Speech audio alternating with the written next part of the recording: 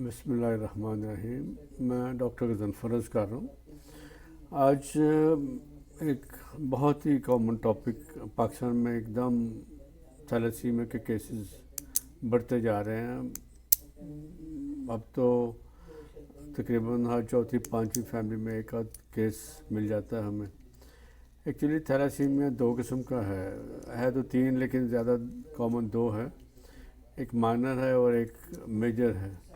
Minor जो है ना, वो थोड़ी सी एचबी हीमोग्लोबिन कम हो जाती है, लेकिन ये बंदा और बच्चा आप नॉर्मल लाइफ गुजार सकते हैं, नॉर्मल काम कर सकते हैं। और सिर्फ हम उन जगहों पे जहाँ पे ऑक्सीजन की कमी होती है, मसलन हाई आल्टीट्यूड या समुद्र के नीचे जहाँ पे ऑक्सीजन की कमी होती है, वहाँ पे हम इनको जाने से मना करते हैं। बाकी सब कुछ ये कर सकते हैं।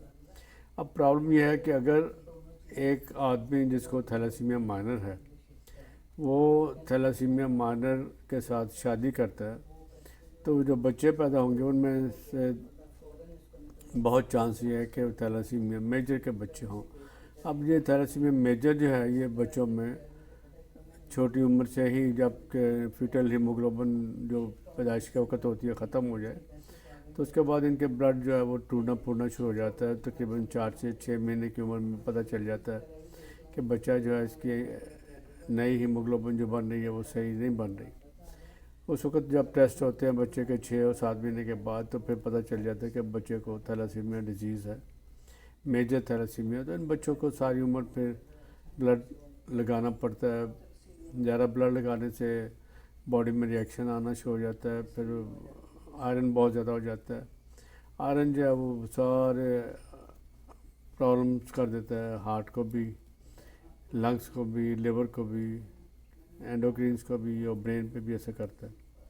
इसका बड़ा सिंपल सा सलूशन ये है कि शादी से पहले खातून और आदमी का टेस्ट हो जाए। सिंपल सा टेस्ट है, गवर्नमेंट की तरफ से अगर फ्री होना शुरू हो जाए तो फिर बहुत अच्छी बात है, लेकिन इतनी ज़्यादा कॉस्ट नहीं है कि सारी उम्र की प्रॉब्लम को कंट्रोल कर सकता है ये। तो बेहतर ये है कि टेस्ट करवा लें थैलेसीमिया का। और अगर माइनर है एक में और दूसरे में माइनर है, तो फिर उनको आपस में शादी नहीं करनी चाहिए। लेकिन अगर एक माइनर है और एक नॉर्मल है, तो उसमें शादी हो सकती है और उनमें कोई प्रॉब्लम अमूमन नहीं होता। लेकिन फिर भी ये याद रखिए कि दो माइनर्स को आपस में, थैलेसीमिया माइनर्स को आपस में शादी नहीं करनी चाहिए। दूसरा ये है कि जब बच्चा पैदा होता है तो बच्चों में कुछ में एकदम ब्लड की ब्रेकडाउन शुरू हो जाती है। अगर माँ में RH नेगेटिव है, ABO जो ब्लड ग्रुप है नेगेटिव है, और बच्चा पॉजिटिव पैदा हुआ है, तो बच्चे की एंटीबॉडीज माँ में चली जाती हैं और फिर वो बच्चे के ब्लड को ब्रेक डाउन शुरू कर देती है।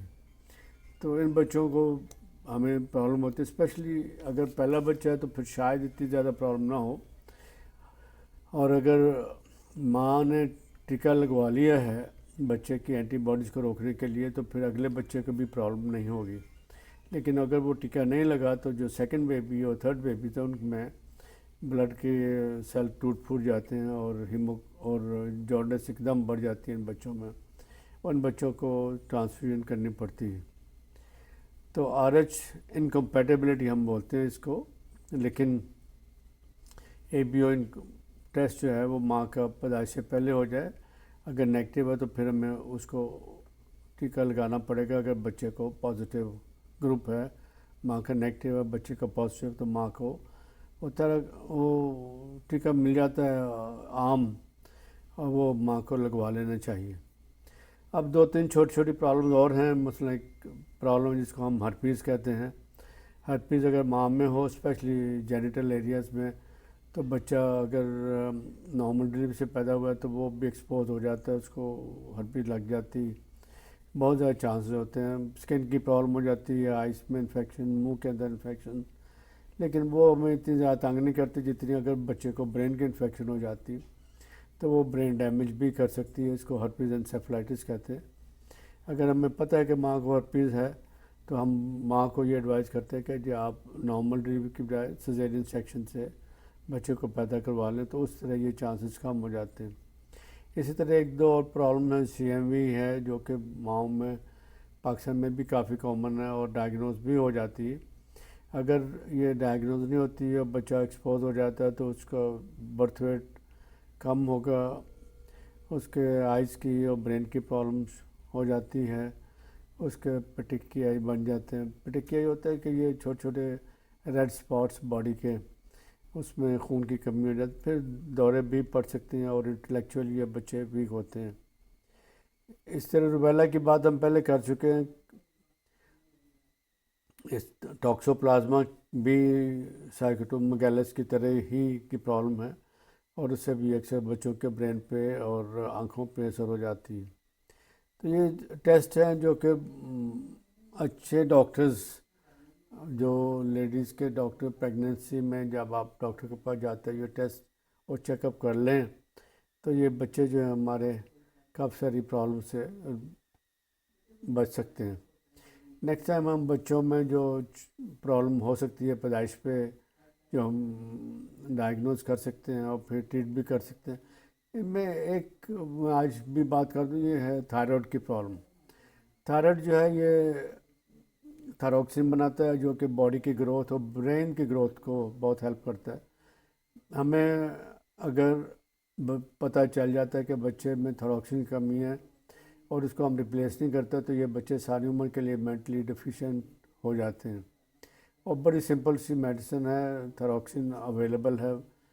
تو ان بچوں کو اسپیشلی اگر فیملی میں ہسٹری ہے، اب ساری دنیا میں تھائروکسین کا ٹیسٹ جو ہے تھائرائڈ کا T4 یا TSH کے نام سے ہوتا ہے، یہ سارے بچوں میں پیدائش کے وقت ساری دنیا میں، اب ہمارے ملک میں نہیں ہوتا، انڈیا میں شاید ابھی تک نہیں ہے، لیکن افغانستان میں نہیں ہے، ایران میں ہوتا ہے، سری لنکا میں ہوتا ہے، اور باقی دنیا والے بھی سارے جہاں بچے پیدا ہوتے ہیں وہاں پہ یہ تھائروکسین کا ٹیسٹ ہو جاتا ہے۔ اور اگر ہم اس کو ریپلیس کر دیں، منہ کے راستے بچوں کو دیتے رہیں تو بچے اتنا ہی اچھے ہو جاتے ہیں جتنے عام بچے ہوتے ہیں۔